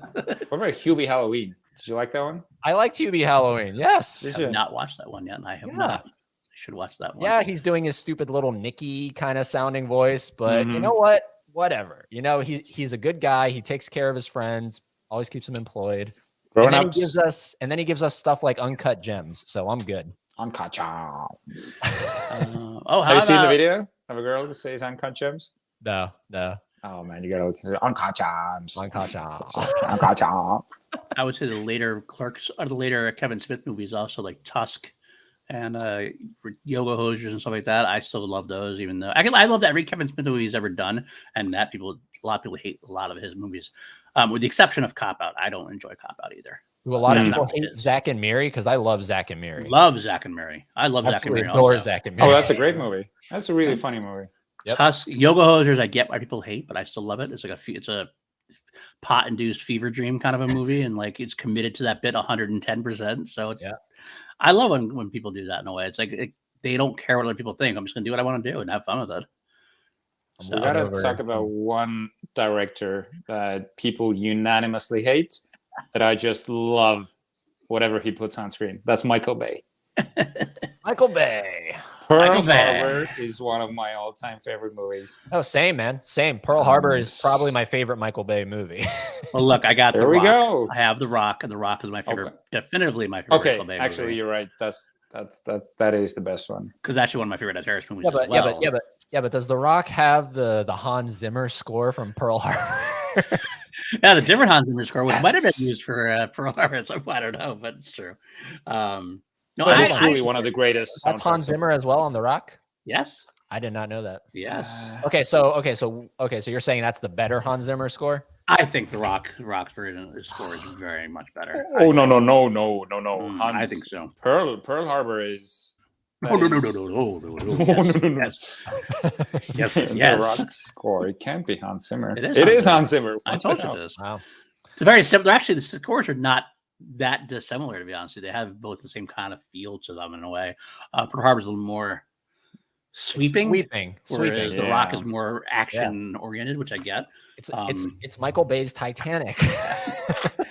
I will say Pearl Harbor really is Michael Bay's Titanic. It really is. I will say that Michael Bay kind of lost his way. I do like some Michael Bay. Pain and Gain I did like a lot. Ambulance. Ambulance, I really highly enjoyed Ambulance. 13 hours. I need to see Amazing. Ambulance. You really need to see Ambulance. He just has to stay away from Terminator, from Transformers movies. Well, he's staying away now. Thank God. That's what it was for a while. 13 Hours is still one of the best war movies. Also, Yeah. it's so damn good. He does a lot. Like Ambulance was what people don't talk about much. It was a solid mid-budget action movie, which doesn't And get it made bombed. anymore. It bombed. That's the problem. Did you ever see that? There was a conversation. It's the weirdest pairing on stage. It's him and James Cameron talking about movies. Really? Oh, I think I've seen clips of it. I want to watch the entire thing. It's the weirdest thing because I actually enjoy Michael Bay, but that's like putting an amateur up against a true professional in that regard. You know what I mean? Right. It's like, why is Michael Bay on the same stage as James Cameron? I'm not understanding what's going on right now. That's a good question. I understand it. You do. I kind of get it, but at the same time, it's just like you're on two different levels here. Like, really, No? Yes. You think they're on the same level? I Doug? think- So this is how much I love Michael Bay. I will say that Michael Bay is a unique enough director in that he will stand out from the plethora of no-name directors. He's definitely got his own style, but you can't really put him in nearly the same rarefied air as the Camerons or the Spielbergs or anybody like that. I would put him as what would I mark him as? He's a good mid-tier. He's a action mid-tier. director. Yeah, he's a mid-tier director. We should do a tier listing of directors. It'd be hard. Used to do. We could do that. That would be hard. S tier. Michael Bay's going in the S tier. Let me get through a couple of these things here because I know Jarvie has to hit Unfortunately, because it's almost midnight or it's past midnight where you are. It's Damn, dude. 30 minutes past midnight. Damn. What's the first movie you saw at the movies? Mine was Superman the movie. I was 9. I don't know the very first movie I ever saw, but the first one that sticks in my head is Tim Burton's Planet of the Apes. Oh wow, that's I remember seeing that in the cinema as well. I'm going to age myself very much so. It is my favorite movie. The Empire Strikes Back is the first movie I saw in theater. My parents took me when I was really young, and I tell the story on occasion on film on a podcast, but I do like it. It's a fun story for me. I was famously scared to death of Yoda. Yoda, not Darth Vader, not anything like the Imperials. It was when Yoda has that line, Luke goes, I'm not afraid. And Yoda's like, you will be. You will be. I was like, ah! But yeah, that was my first one, was Empire. The first movie ever at the cinema was Lion King, but the most memorable one was Independence Day. And I remember I was scared shitless at the scene where they're dissecting the alien. That's like the only jump scare in the entire movie. And I actually fell in between the seats. I jumped so much. Like, I remember just getting stuck between the seats. It was so freaking scary. But the White House blowing up, you were just like, I was like, blow shit up. So I just watched Moonfall today, talking about Roland Emmerich. Yes. That is right, for our show for tomorrow. There you go. Moonfall versus Geostorm. Oh, so bad. They're so bad, but so good. Disaster is that was actually where I put Michael Bay. The Roland Emmerichs, the Dean Devlins, the Michael Bays. I'd put them in that category. To be honest with you. Broken Arrow score is famously really reused in Scream 2. That's right. Oh, right. That's right. That's the what's his name? Dewey. Yeah, Dewey's theme. Yeah, that is crazy. Yeah. Hold on. Did we just bring this all full circle? Isn't Dewey in Unstoppable? No, David Arquette, not Unstoppable. No, not the actor. The name, Dewey. Oh, the name, Dewey. Yeah, Dewey. There you go. That's all right, folks. That's gonna wrap up this. It's gonna just came full circle to Unstoppable. Can't go wrong there. That is perfect. Yeah, because the guy that like sets the train off, that's Dewey, right? That's Dewey. That's right. Perfect. Oh, Unstoppable is so damn good. I love that. That was such a fun episode. I was biased as hell, but somehow Unstoppable won, right? Yeah, I believe it did. Really? Did it? Yeah, I believe it did. I don't understand. But, well, you know what else is unstoppable? The time for me, unfortunately. Oh, look at that. I mean, you guys keep talking. I unfortunately have to go. I'm definitely gonna catch up, watch what you talked about, and Eddie, we got to get you on Class Action soon. Yeah, man. We'll get him back on. I'm available whenever you need. So all right, just let me know. And, yes, have a good night, Jarvie. Thank you seriously for putting some time aside for this. I know it's crazy scheduling in terms of time zones. So love doing it. Thank you for inviting me. It was a really good time. All right, I'll see you tomorrow, Jarvie. See you tomorrow. Take care. Bye. Yeah, man. I know. Now just the two of us. All right. Oh boy. All right. Let me take Jarvie off of the background. Web clean. It's all done. Adrian, which dead actor would you like to see come back alive? Okay. I mean, obviously it's Robin, right? Robin Williams. Robin is definitely up there. Bill Paxton. Love to see Bill Paxton back in there. Famously, I love those side character kind of actors. Like they're one of my favorites. Some of my favorites. Who else would I like to see come back? Honestly, Bob Saget. I mean, I know he's not like the most well-revered actor of all time, but seriously, that was the most hard-hitting celebrity death for me. Only because of how close because I saw the dude 3 times. I can imagine do his comedy, and Full House is like my all-time favorite TV show. So to now live in a world, I've said it before, but to live in a world where the Full House cast is not complete. Oh, that's sad. Yeah. It feels weird still. Oh, yeah, I can imagine. I can't even. Oh, that's tough. That's tough. Did you see the Netflix special they did for him? I did. That was very sweet. I like that. I mean, when Dave Coulier came on, who played Joey on Full House, I lost it. Because they played footage from the funeral or something. Right. I had never seen Dave Coulier cry about Bob Saget, and he starts crying. He's like, "What am I going to do now? Like, I don't know what I'm going to do." God, it's heart-wrenching stuff. Yep. George Carlin again would be another one. George Carlin, even though he didn't act in very many things, but he was a great comedian that I always loved seeing. He always did a good job being in that supporting role. A lot of more actors. Why am I blanking on some of these? I know there's a couple of actors I could think of that I would really love to see come back, but Who died recently? I mean, Betty White is sad, but I mean, Betty White, I feel like she did everything. Yeah, I mean, You know she what I went mean? at her age. She definitely lived a long life, and she wasn't going to be doing anything. Yeah. You weren't going to see her doing any kind of big roles. No, no. But still, one of my favorites is her from The Proposal. Oh yeah. Oh yes. That's a very good. I forgot about that one actually until you mentioned that. I love her in The Proposal. Yeah, that's very good. Who else we got? I'm looking up something. I just kind of threw it in there. Looking up Corey now. Corey's a. I shouldn't say now. Like it's like I wish on everybody to be alive. You know, like Corey fame. Fuck him. No, that's not what I'm saying. But ones that were really special in that case. These are all comedians. I feel like a lot of people would say Heath Ledger. Heath Ledger's a good classic choice, because especially because he died young, and you think that he could have done so much more with his life, with his skill, because he was actually just really coming into his own at the time. Oh, you know what? I got one. Speaking of that, Brandon Lee. Brandon Lee. I think if he hadn't passed away on the set of The Crow, I think he would have been the premier action star of the 90s. I think he had the chops, both like with his physicality, and I thought he actually was starting to become a great actor in a way. I mean, he didn't see a whole lot of it, but he showed hints of his performance in The Crow was very moving and very touching. I think he could have been the guy for a bit if it wasn't for the unfortunate accident. So that's definitely a good one. Yeah. Laren's that Swayze. Swayze's another one I'd like to see come back. He had some. Laren's a big Patrick Swayze fan, and anytime I watch Ghost is when it hits me. You know, because it's sort of like. Not like I don't know what the word is, but it's, you know, now that he has passed on, to watch Ghost is weird. I can imagine. Oh, God, help me. Anton Yelchin would be good. Anton Yelchin was in a lot of. He's more of like because he died so young that you want to see what he would have done if he was around. Weird too, right? The way he died, getting pinned by a car.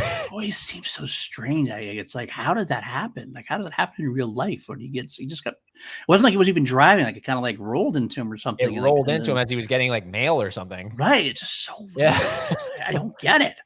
And then to go back to Bob, and I'm still not fully like, I don't know if you've kind of just, you know, rinsed your hands and said, all right, let's move on with our lives. But I'm still of the, like, I don't buy the whole he slipped and fell thing. Bob Saget hit his head. Yeah. I don't know much about it, but I don't know. Yeah. Talk to me about it. Why don't you buy it? Well, I mean, I kind of went down a rabbit hole of watching conspiracy theories and stuff like that. And and how like the next door, like there was like an adjoining room and something about the door that connected those two rooms. I think it was unlocked, or something like that. You know, and it's just like when you hear the autopsy saying it looks like he took a baseball bat to the head, stuff like that. It's like, how does that happen from falling? And, that's a good point. You know, and like, yeah, he's a tall guy. He's like 6'4" or something, but it's just I refuse to believe that he died from bumping his head. It's such an anticlimactic way to go out. Yeah, I guess that's in a way. Like think about it too. I always thought like when I heard about Brandon Lee getting shot by a blank, I don't know, it's kind of like, what? How does that happen? I read all the videos, everything else, and I know they didn't clean the casing and stuff, but it still seems so weird that a casing could actually literally shoot somebody and kill somebody. That always blew my mind for the longest time as well. So I get it. I think part of that is the fact that we love them so much. We want them to be, we don't want them to have died. Like, exactly, how did this happen? I need something to blame or something like that. Yeah. And seriously, just the fact that less than 48 hours before that, I saw him, you know? Right. I saw him in Orlando. God, January 7th, and then January 9th, he dies. It's like, what just happened? Right? Yeah. I just saw him on stage. He was killing it. Happiest guy alive, and now he's gone. Yeah, I don't have a comparison to that. The only comparison I have, and it would be something that everybody went through because it was all there, was when David Bowie like released an album, and then all of a sudden like, a week later he was dead from cancer. And I was like, what the like, you released the best album he's done in years. I'm a big Bowie fan, and I had no idea he was sick. I guess there was already rumors going around and everything else, but I never really followed the tabloids or followed anything like that closely. So he releases this album, and it's like, oh, this is phenomenal work. And all of a sudden, boom, he's dead. I'm like, oh shit, what just fucking happened? Yeah. God. Yep. This is where I kind of wish Haley, my girlfriend, was here because you and her are both big Queen fans. Oh, really? Ah, Queen is good her taste. all-time favorite. Good taste. And she kind of like clued me in on how Freddie Mercury was doing, as he was sick, Right. they were still making music, and one of the last music videos, or the last music video, is him very frail looking. Very frail. From These Are the Days of Our Lives. Yeah. That's the point that they didn't release the video until after he was dead, because it would have been an easy, like, okay, he's definitely something wrong at this point. Yeah. But he was, that's a good one. If she is, I don't know if she knows this or not, but you should tell her that Roger Taylor just released a live album from a small tour he did last year. It's a lot of Roger solo stuff, but he does a lot of Queen classics as well. She saw him on that tour. Oh my God, we drove back down to Orlando for that. God, we drove back down to Orlando, and she saw it with her grandfather. Oh, that's awesome. That's Yep. awesome.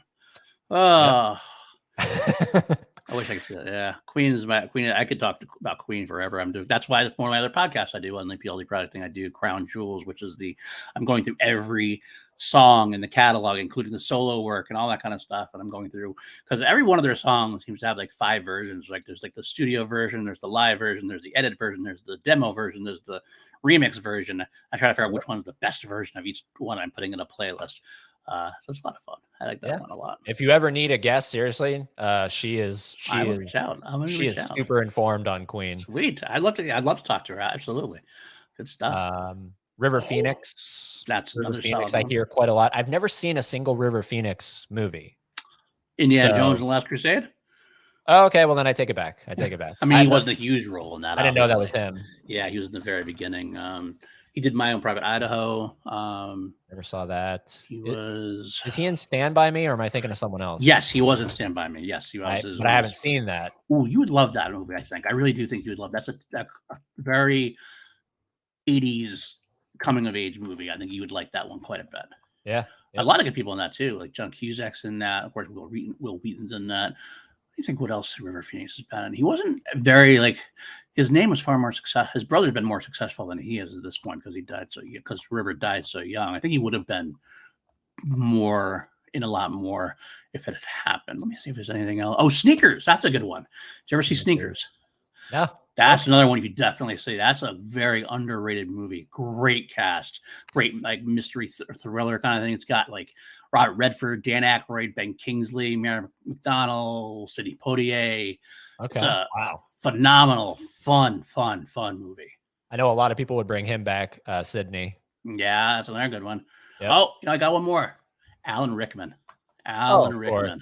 Of course. I mean, he's older, but damn, that would be the one to go to. That would be a good movie. He could have got another 20 years and been he was just entering that old man support actor phase, really. Yep. Great. Who else do we got here? Harry Dean Stanton lived a long life, but I miss him. Yeah, another great character actor. Absolutely. Life is certainly stranger than fiction. Mm-hmm. I love Queen too. What's your top 3 favorite bands of all time? Well, we know yours is Queen. Yep, Queen is up there. Number 2. Probably have to say it. It's because some people will find this surprising and strange. I love the band Extreme. They were from Boston, and their biggest known hit is the More Than Words acoustic love song, and they're lumped to that glam metal 80s stuff. But they actually were much more than that. They actually had a very big funk metal core, and they actually were very disciples of Queen. They did a lot of the same things. They went all over the genres. And Nuno Bettencourt's a great guitarist. Gary Sharon obviously famously sang for Van Halen in one album, and then the fans didn't really accept it, so they left in that. So Extreme would be my second favorite, even though they haven't done a whole lot recently. But they have a lot of side projects and stuff. All of them really fit that mold very well. And probably third, if I had to say my top third, might actually be Bowie. Floyd would be up there. Zeppelin's up there. Third Eye Blind, surprisingly, is up there. I love Third Eye Blind, thing. And that's probably good. I think I'd settle on Bowie if I had to settle on anybody. All right, very cool. Very cool. I kind of stay for some reason I'm drawn more towards solo artists. Okay, that's fair. Not sure what that's about, but if I had to pick, again, this is reaching, but Jesse and the Rippers from Full House. Okay, fair. Uncle Jesse. And I only say that because in a way they're a real life band, because they performed, I think, on Late Night with Jimmy Fallon one night. I do remember that, actually. I do remember that. So they are kind of real. Right. But if I'm being like 100% real, probably Aerosmith I gravitate towards. I like Aerosmith. Oh yeah. Trying to think of bands. My all-time favorite recording artist is MJ. Would bring him back from the dead instantly. Fair. Definitely remember where I was when that dropped. I remember where I was when MJ died. I remember where I was when Robin died. Mm-hmm. And I remember and I'll always remember where I was when Bob died. Yeah. Yeah, I don't know. Something about bands. Like, I mean, I listen to band music, but for some reason a lot of them are just soloists. Like, I like the Jackson 5. That's good. That's a fun. Jackson 5 was a good band, and I'd actually like to see them because I think they're still touring. Yeah, I think they are too. I think at some point, like I saw an article about them going sometime soon. Yep. Good stuff. I throw the Piano Men out there. Billy Joel, Elton John are always good to watch. Also, there you go. Fun. Yeah. So, I mean, I would throw the Beatles out there. I kind of feel like that's cliched a little bit. But the Beatles definitely are fun. Isn't that unfortunate? Like, I've always thought about that. Isn't it like if that is genuinely like you grew up in that time and they are your favorite, they've reached such a level of popularity where you feel almost not ashamed, but you're like conflicted in saying they're your favorite because it's cliche, but in reality, they are your favorite. And that's exactly what I meant about Empire Strikes Back. It's like Star Wars is such a big thing. Like everybody loves, like most people love Star Wars, ever, especially like of my age. So I had to apologize saying, it's Empire Strikes Back, but I went on to a different one because I wanted to make sure I also watch other movies. Yeah. But I like that's always interesting to me. It's like, well, no, like if that is your favorite, it's just it's so popular. Right.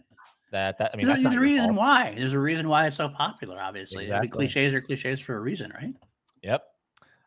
Probably Paul McCartney. Yeah, there you go. Well, he did he was part of he was in the Beatles. He did I think Wings. One song at least with MJ. The Girl Is Mine. Mm-hmm. I don't know if he did any others. I can't think right now. I want to say he did one more with him at some point. I could be wrong. Ebony and Ivory, wasn't that them together? Ebony and Ivory? Yeah, I thought so. Maybe that's MJ on. That might be what he's doing. That might be. Okay. Yeah, they definitely did something. Oh, maybe he would. No, you know what? That was Stevie Wonder. That was Paul McCartney with Stevie Wonder. That's what it was. Okay, there you go. I got them confused. Right? It's The Girl's Mine was the only one that they did. Okay, that makes sense. Bruce Springsteen. Springsteen's another solid one. Yeah. There you go. So any modern music that catches your interest? It's very hard for modern music to actually do a whole lot for me, to be honest with you, because I don't like how music is recorded these days. It's a lot of it is such, and I don't want to be a snob about it. I'm not trying to be a snob about it at all, but it's very corporate and very there's like seven people writing the song, and it doesn't feel like it's the artist coming through. It feels just like. It doesn't feel like there's any artists in music anymore. And I shouldn't say that. Because there definitively are. Lady Gaga is definitively an artist. There are people out there like that. But it's harder to get through the haze nowadays. I would say Lady Gaga is someone who I do really appreciate. I've actually appreciated a little bit of Harry Styles has done. My wife loves Harry Styles and she plays him nonstop. I think there's definitely musicianship in some of his stuff. Oh, well. Anybody else from recent time that I'm looking at my music playlist? Unfortunately, they're all like old. They're all old. And to your point, it makes me think, because this is how my mind operated. It's like, what's the difference between modern cinema and modern music? Where we're like, we'll enjoy, like, we're fans of a lot of modern movies, right? And I kind of understand, even though, I was 92 is when I was born, but I'm even still kind of like, modern music is kind of not right what I'm into. So like I can listen to it, but what's that like? Where's the disconnect between those two? That's a good point. I mean, you would say that some very hardcore cinephiles will also say that they'll be like they're like the Martin Scorsese, Marvel is not cinema, that kind of thing. Yeah. Yeah. And I don't. The funny thing is, I kind of feel like I'm right in the middle. I see what they mean by it. I don't necessarily agree with it. I love my Marvel movies. I love my Star Wars movies. I love this spectacular, bombastic films like that. But I also understand that I wish there was room for that and for this, so to speak. Like I just mentioned, the whole mid-budget like mid-budget action movie. Those are like gone by the wayside for the most part because you're either in the big theaters, like a big spectacle like Disney, or you're streaming. That's what it seems like it's come down to, unfortunately. And I don't like the way that's going. So I'm a movie theater guy. I want to go to the movie theaters. I'll watch it on streaming if I have to, or if I can later on. But I want to have that first experience with your movie in a theater. But it feels like more and more it's like, it's a rom-com. We'll just put it on Netflix. We'll just put it on HBO Max or something. And it's like, no, there's room for both. Yeah. Yeah. Room for everything. Just to bring it back, that's why X was so refreshing to me. It's right. and I haven't seen a whole lot of A24 stuff. But I hear that that's what they're kind of really all about, is that, that independent as you can be in 2022. Correct. Because I think that only had $1 million budget. Yeah. I want to say it was something really close to that. Yeah. It was very low key. Very low key. And it was incredibly well done. Like, yeah. I think it could potentially be, I have to kind of think about it, let it stir in the brain. I think it could be a perfect slasher. Yeah. For what it is. And absolutely. And so I'm so excited for Pearl. Like I'm through the roof excited for Pearl. You really should be, because it is that good. I really think it is that good. And it's good to see in theaters too, because it is a bombastic experience. I really enjoy that. That's cool. Quite a bit. I will say Blumhouse is a good horror. But now company. A lot of people would say that Blumhouse is becoming like how they're like, because now they're working on the Exorcist stuff, right? Right. Yeah, and then they are behind Halloween. What are you doing here? Like, are you becoming a monopoly of horror franchise? I guess that is definitely a scare or a fear that is valid, because they are becoming a monopoly, but they're also doing it good so far. So it's kind of like, well, where do you go? I don't want this to happen because I'm scared of the future, or do you kind of wait until wait until they flop? If they can keep producing quality stuff, I don't see what's wrong with it at this point. It's when they get to be like, if they start spreading themselves too thin, or they start being like, if they start forgetting the other side of that thing, which is they started with some more lower key stuff, keep doing that too. I want to make sure you keep doing something original, but you can also revitalize stuff. I'm glad that Halloween came back. So I'm glad Halloween came back with Blumhouse, because they knew what they're doing. I'd love to see Blumhouse take care of like Friday the 13th and do that in a way. I know that's still kind of some kind of argument has recently settled between the director and the writer originally. So we might be getting a Friday the 13th. I don't know what to see. Still in the works, I guess. But I want to see that. I want to see legacy stuff. I want to see original stuff as well. As long as you keep with the original stuff, then I'm okay. Yeah. The Black Phone was great. Black Phone was wonderful. Really enjoyed the Black Phone. Freaky with Vince Vaughn, I thought was great. And I'm only bringing those two up because they're turned into a haunted house at Halloween Horror Nights this year. I did hear that. I love that. Which I can't wait to go through. Also, Happy Death Day. I haven't seen that one yet. I haven't seen Happy Death Day. The original one is great. The sequel is also good. The sequel actually, I would say, is more ambitious than the original. And I understand, sci-fi, right?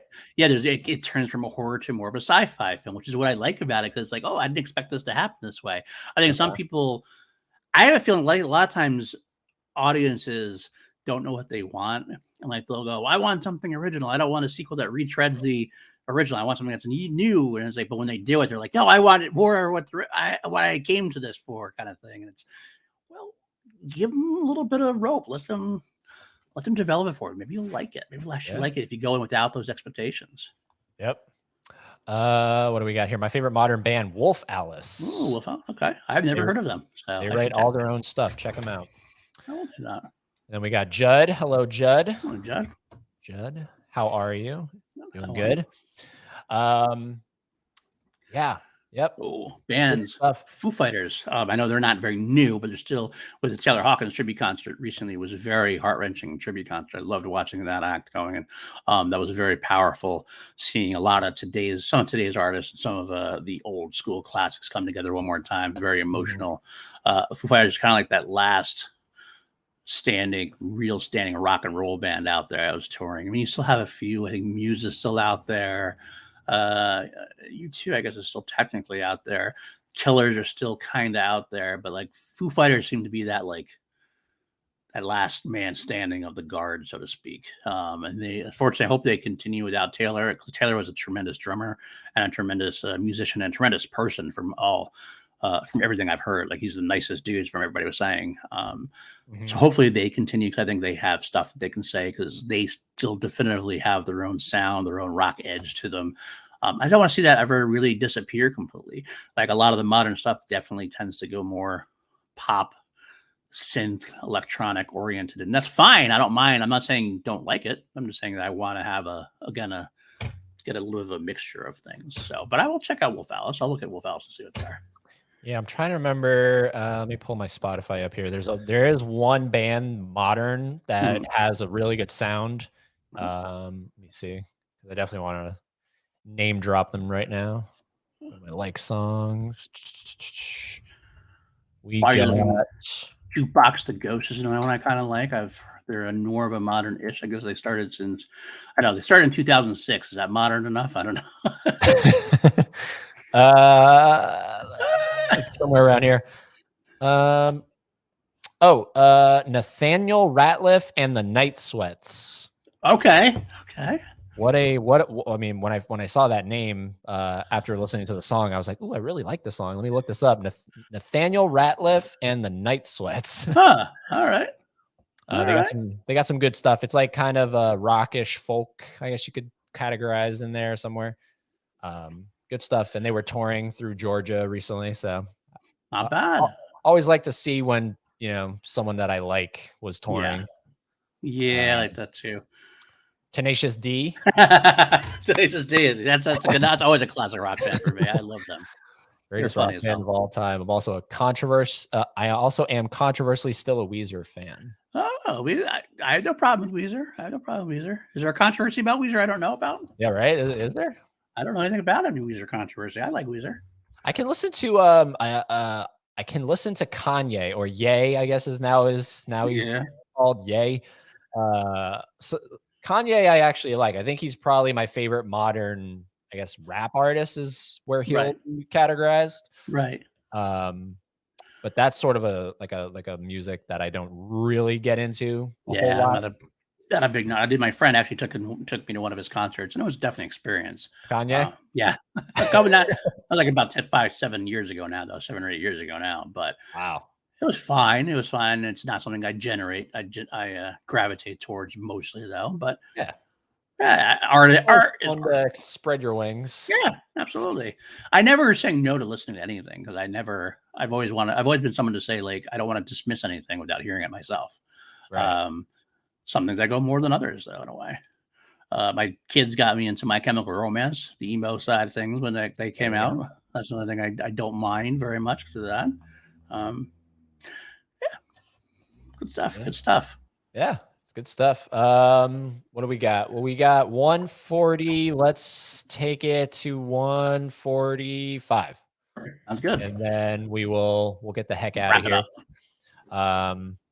So yeah, what else? Because I asked you at the top, what else are you planning on watching? Because I know we were trying to talk horror, but then Jarvie was like, I'm not big into horror. So I was like, all right, maybe let's steer away from horror. It's true. I have projects I kind of put aside for a while. I did for a couple, for the last year or so, I would take artists and actors and directors and go through filmographies. And just because I kind of like seeing like movies that they started from and how they developed through. I did that for Villeneuve. I did it for Ed Harris.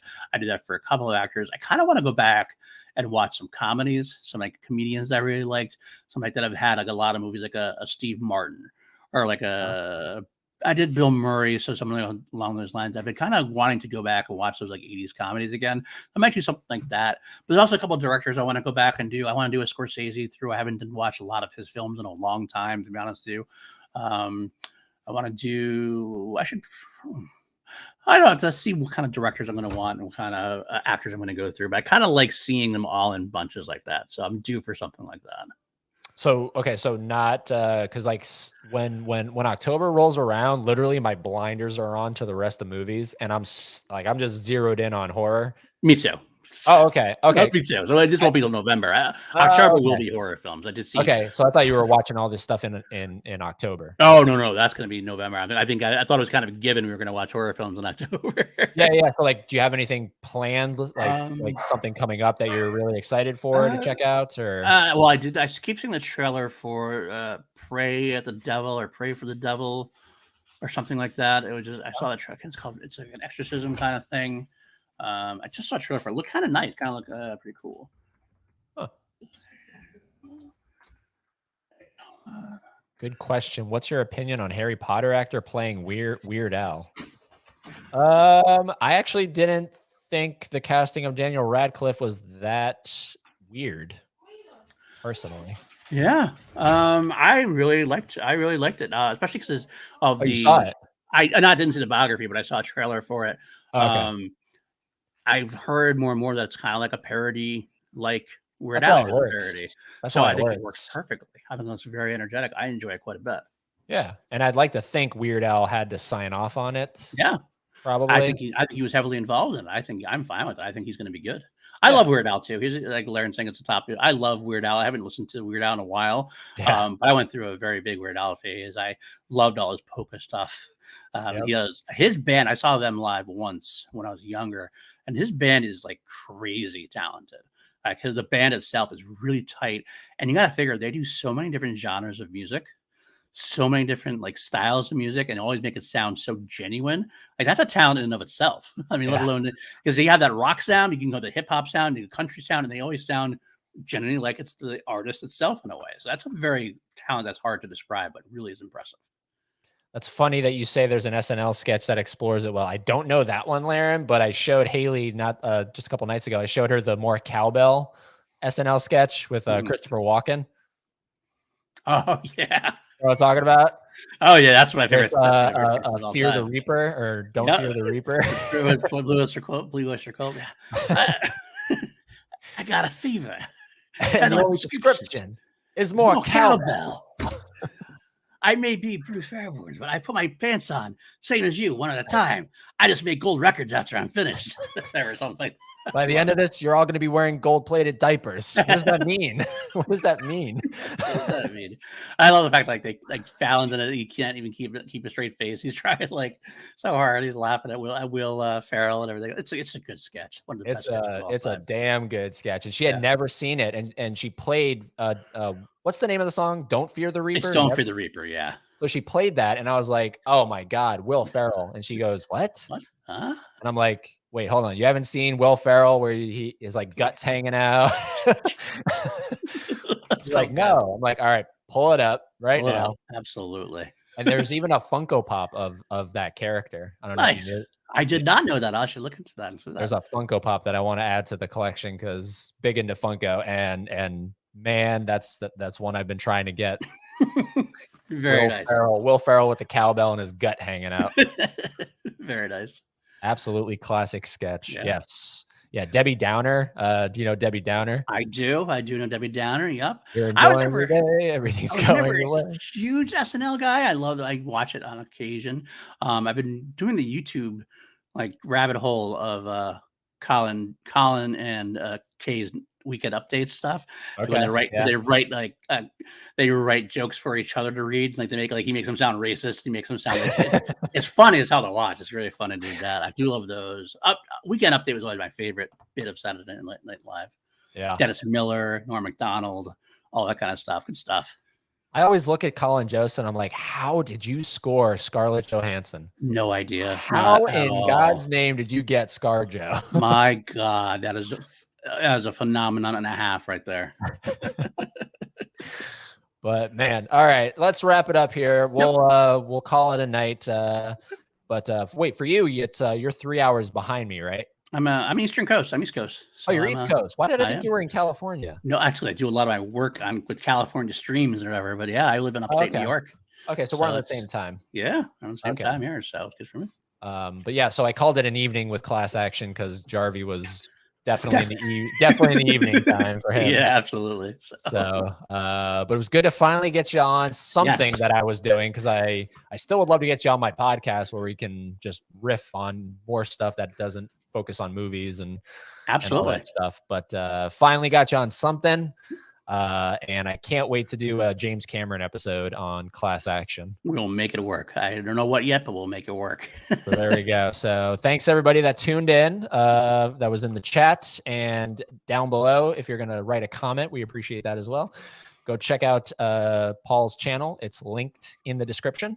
Thank you. Thanks to all three of you. We missed Haley dearly. See you later tonight, Ed. Yes, for Terrifier. Yes. And Haley will be here for that. She will be here for that. Goodbye. Goodbye, Judd. Just hang around. We'll do a formal goodbye. But until we talk to you literally in just a couple hours back here on the channel, keep being fans of something.